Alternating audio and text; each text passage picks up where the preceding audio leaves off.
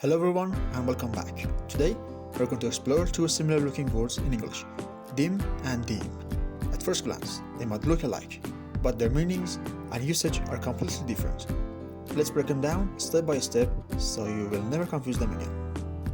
Well, the first one is dim, that can be used as an adjective and verb. And the second one is deem.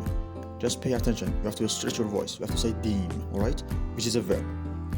Alright, let's go to the first one. For example, if you set the light too dim, your eyes may get strained. Here dim is an adjective, alright? Means not having much light or not having enough light. The second one, to rest your eyes, you have to dim the light. Dim here is a verb, which means weakening the light, lowering the light or turning down the light.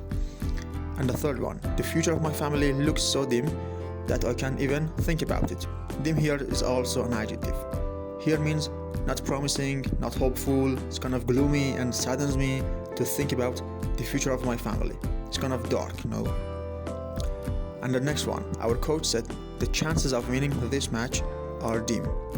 Dim here is also an adjective. It means faint or small or slim or slight, alright? It means this match is very hard to win, right? And the last one, I only have a dim memory of those days in dormitory.